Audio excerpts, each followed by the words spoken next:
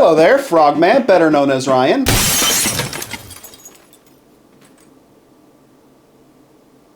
See, that's actually preferable. Last time they used a feral dog to send the letter. I'm in a bit of a pinch when it comes to money right now. I recently had my heater break on me, so I had to resort to other means to get warm. Meanwhile, I need my gaming fix, all without spending any money. And to anybody that says, it can't be done, I say, how dare you!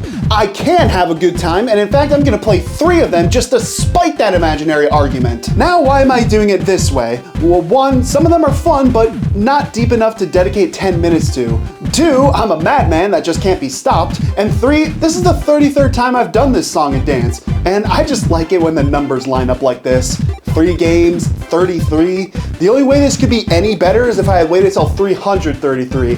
But I'll be honest, I don't expect to live that long.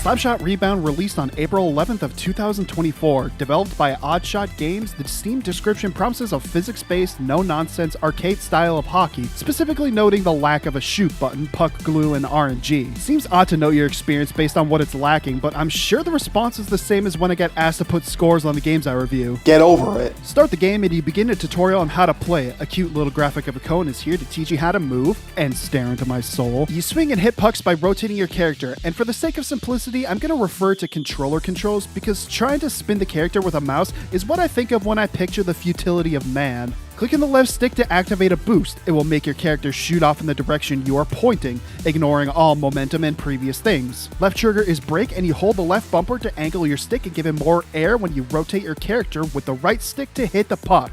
Now, true to the Steam description, the puck doesn't automatically stay with you. You've got to finagle it along with the path you want to take, and I do say finagle because handling the puck is way harder to do than it looks. Oh, sure, you may be thinking, right, just lightly push it on the puck where you want to go, you'll do fine. Yes, shit! The line between a light tap to keep in control and slamming across the rink is very fine, and that's not getting into... You've got other people to worry about running into you and messing up your shops by the simple action of existing, but who cares? It's not like it's integral to get the controls to have fun in this game. Hell, there's an achievement for making your jersey the funny number, making everybody who plays it instantly hilarious. The big fun is getting a group of friends together to collectively be terrible at the game, laughing at missed shots and being punished by your overconfidence. Nice shot! Nice shot! Oh, God! Oh, no. Haha! Didn't think so! Right. Suck it! Suck it! Damn it! What the fucking noises just increased? And through having this dumb fun, you'll get a better grip on the physics and eventually start doing things that defy every expectation. And if you feel so inclined, you can even go online to play against others, which can't be all that bad. Oh my god! Why is everyone online so cracked at this? Yeah, the relatively niche player base means that anybody you find online will be one of 2 people. Someone who's just trying it after playing against bots, and the inexplicable 200+ hour player that has their entire identity tied to this game. It's a rather unexpectedly high skill ceiling, so you can get really good if that's your fancy. And there are some other game modes to try out, like dodgeball and freeze tag, that will also give you a lot of good times. We're gonna tag team Anders, okay. Sounds like my dream come god! true. I was focused on other stuff. No. Oh no, the lag. No. This is weird. Oh no. All right, now you have to come come play. on! Why do I have to start playing now? Don't touch me! You touch me, you're gay. I didn't want to be gay, Shane. I'm sorry. Overall, it's a very solid game that you can have your fun with or sweat your heart out if you so desire. Does it really need a battle pass, though? Oh, hold on. On April, they added this big button to the menu. Huh, well, that's weird. I don't have that many pucks to give. Oh, no. I was already down money before, and now I need to make even more money to settle my virtual debt. I've put out job applications recently, but I fear that my resume is severely lacking. So I'm gonna do what I did last time I didn't have any money. I'm gonna go to the bank and bring my good luck charm. Last time I did this, everybody waved hello and gave me everything they had.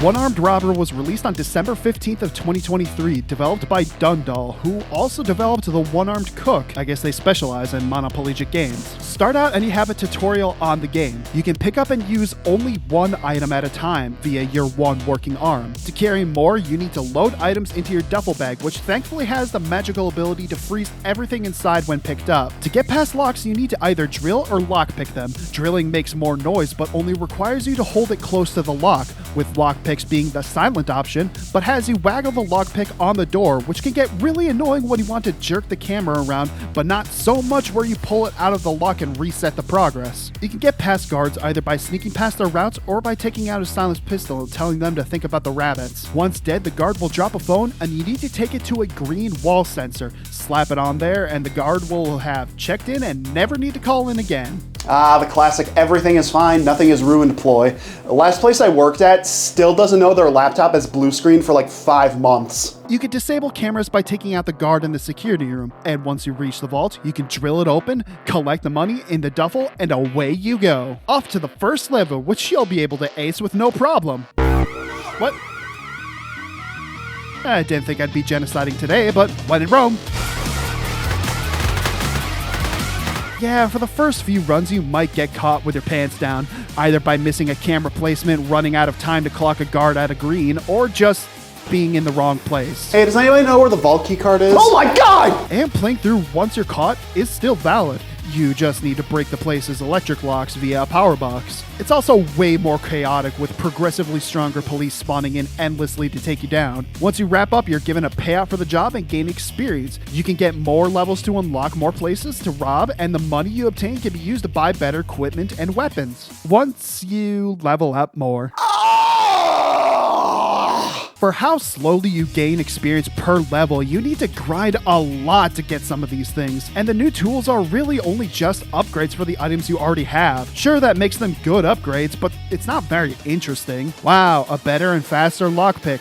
An ankle grinder that's faster than the drill, a camera blinder that seems cool but comes in so late you'll already be done with everything by the time you unlock it. There's just no reason to keep going through this game. The levels are pretty cool and a nice puzzle to solve at first, but once you've completed them stealthily, there's no reason to return. And as you progress, it gets way more inconvenient to go loud as you need to break more electrical stuff, and as good as the song is, when it's the only thing that's playing, it gets old real fast. Not to mention you can absolutely abuse the AI as long as you're trespassing and don't have your robber disguise. They don't care what you were doing when they catch you. There's only 6 levels you can play, along with 4 that are sectioned off and only available if you pay real life money to access them. How do I say this? No.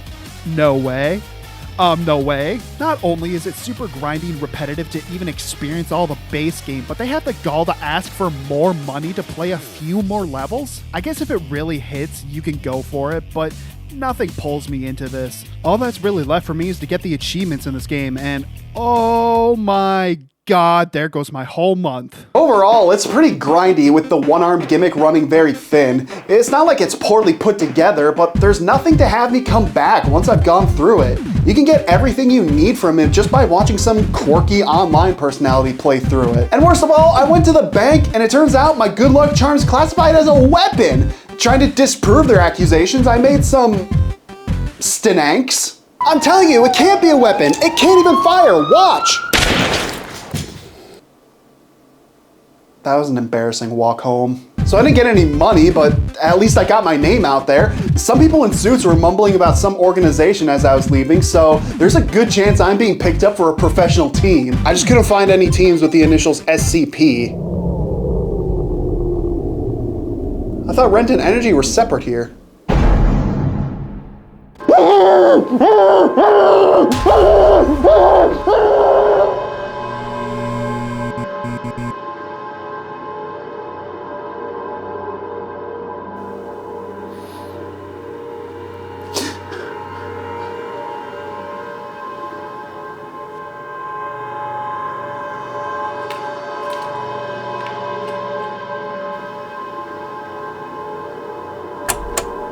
Begin test log recording alpha.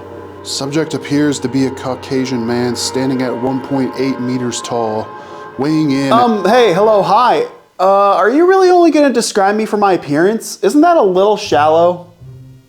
You can speak? Yeah. Is that not normal? Oh, you have no idea.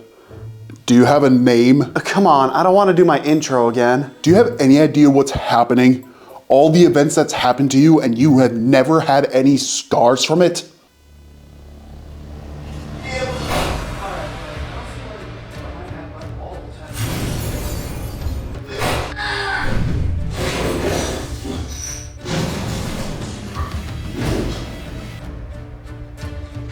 I think I can handle a little bit of case snatching. Oh my God. So you understand now. Oh God! Do you start to realize what's wrong? Oh Jesus! You now see all the anomalous events that you've been a part of. I didn't have my vest on? What? When I fought the bear, how did I not have my vest on? I don't know, you probably took it off or something. Oh sure, and I bet you take your skin off before going to bed. What about that explosion in the desert? 9 out of 10 stars. Very potent products, but could stand to use a little less napalm. What about the person appearing to assault you? I was being critical of democracy. It's what I deserved. What about all the times that you've been in hazardous situations and have returned with no visible wounds or scars? I try not to dwell on setbacks. I got a lot on my mind, you know? Speaking of which, SCP Containment Breach released its full version on July 30th of 2014, although there were many versions before and after that. Developed by Regalis, also known as Junus Rikoen. I remember watching this game be developed over the years through watching Let's Plays of this game, so this is very near and dear to my heart, as I watched it go from a buggy, unfathomable mess to a... Whoa, spoilers. You start by waking up in a cell. Please disregard the frame rate, it'll get better. Oh, and there are these dudes. They will not get better. Yeah, I'm playing the Steam recreation with multiplayer. I'm not sure if it's official or even if it works well, but I wanted to play this with my friends and this is what I got. You're escorted from your cell to a testing chamber of the big dude SCP-173. You're then prompted to begin testing when all the doors open back up. Rumbles start to get louder and then suddenly...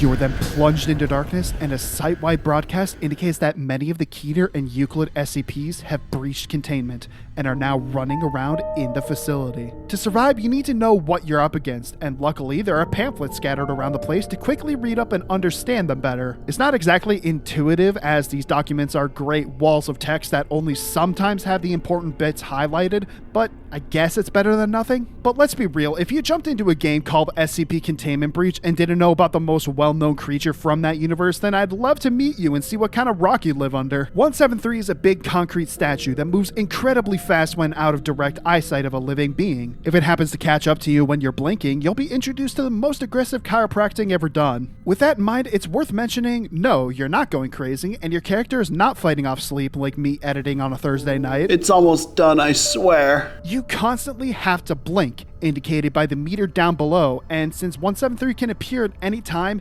it's necessary to always have the meter going and blinking.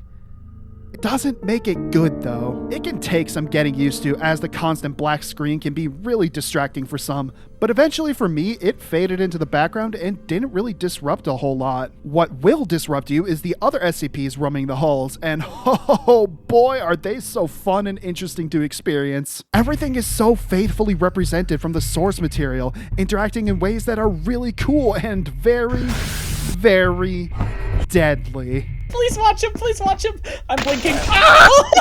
Dead? So you're aware about death. I've died before, but there's nothing like a Bluey game that can bring you back from the great beyond. You consider a 7-month gap the same as being dead? Have you been on the internet? People write your obituary after week 3. Right. Well, as long as you're familiar with death, take a look at this. Well, nothing bad can come from an ominous statement like that. Oh, cool. Is that your ugly son? While I applaud the faithful representation, it is a trial and a half to survive, remedied somewhat by the on-demand save function on lower difficulties. But pit anyone who doesn't have encyclopedic knowledge of what this game contains and what they mean, and the events can seem excessively unfair. Man. Watch me put the jukes on him. I'm out of sprint. Oh, shit! I'm out of sprint. You've got SCP-106 who interrupts everything to chase you down through walls and doors, 096 who is guaranteed to kill you for accidentally viewing his face, the teddy bear that will turn you into ears, or the incredibly annoying 966 that are invisible, block passageways, and lower your stamina just by being near you. Everything is out to get you, typical for a horror game I know, but it feels incredibly targeted when you finally made progress and 106 spawns in out of nowhere, out of what I can only presume is hard-coded spite. And that's if the game works properly. God, the time when the doctor was coming. Oh my god! He just spawned in! He literally just spawned in! Alright guys, I'll meet you there again. It might be because we're playing multiplayer, it might be an unofficial broken version we're running, but it could also very well be that this game is held together by spaghetti and duct tape. With this game being solo developed for such a long time, there's a long history of game-breaking bugs and problems, ranging from teleporting SCPs, falling through the floor upon spawning in, or the omnipresent memory access violation that will just halt your game right in its tracks and crash. And nothing's worse than that.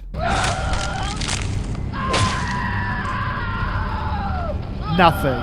And even among all that, it's very disorienting to even make progress. You get count 'em, one character that will give you instructions on how to get out, being SCP-035. Provided you don't do anything hilarious, it'll tell you that SCP-079 is running the facility, and you need to try to appeal to it somehow. Oh, brilliant, buddy. How am I gonna do that? Hey there, big boy.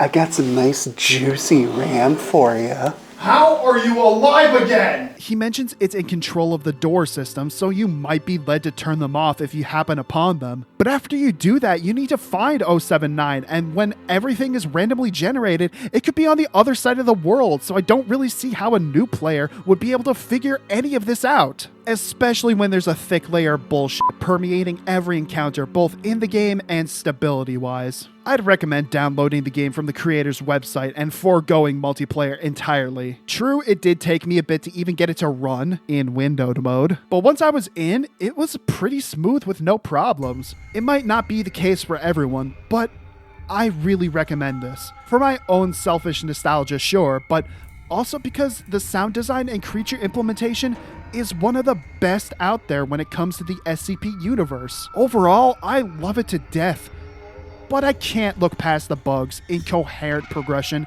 and the quite literal blink and you're dead aspect of the game. I grew up watching this game grow, learning about every new thing that was added, and it's a cool experience that I'll always love. All right, I've done my piece. Are you happy? Is SCP-055 difficult to contain? I don't know what that is.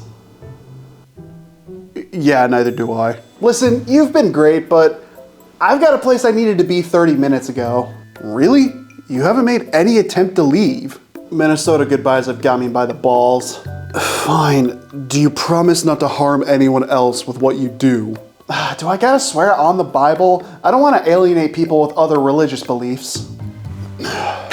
What do you swear by? I swear on Sonic's massive cock. Just leave. Well, see you around.